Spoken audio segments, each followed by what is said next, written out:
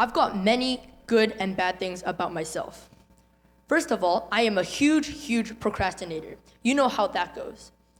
But also, I love helping people who are weaker at a skill than I am. Today, I'll be talking about those two things.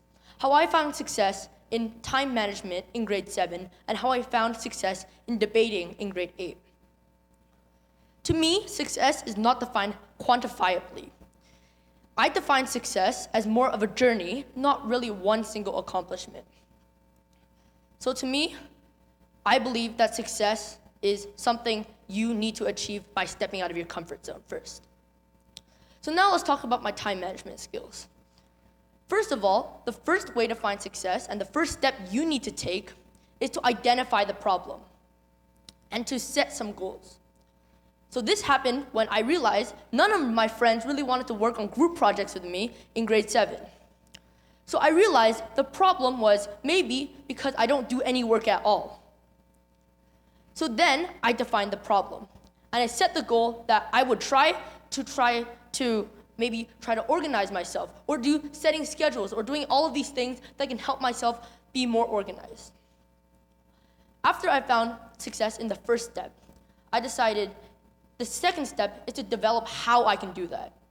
So I decided the best way is to put a whiteboard in my room every day. So I would write one thing or a few things I need to do during the day, and I would check them off once I would be done. Through months of using this whiteboard, I was able to develop some good organization skills. But one day, when it was the start of grade 8, I realized I still procrastinate a lot. So the second step that you need to do to get good success is to embrace failure and use it as a stepping stone. So I realized that my methods weren't really working.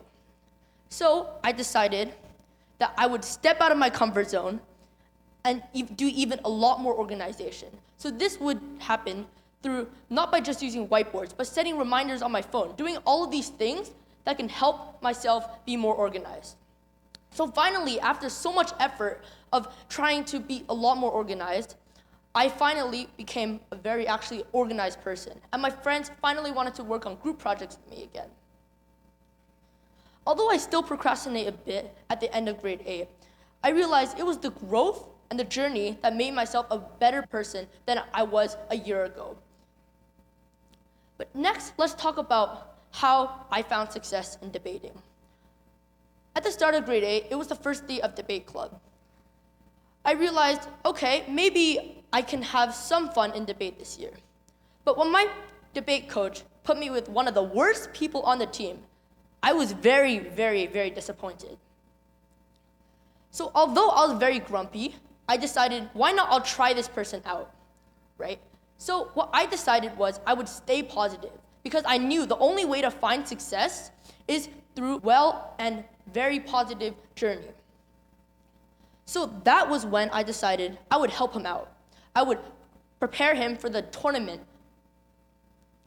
So now came the day of the big debate tournament. It was the regionals for debating in Vancouver. And it was a very difficult tournament because we were in grade 8 and the people in the tournament can put us at any age at high school, including grade 12s.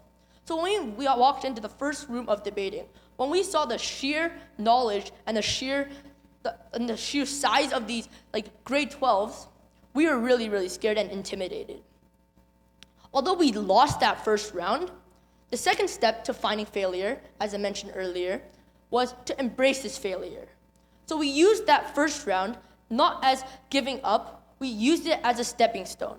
That stepping stone allowed us to actually qualify for provincials.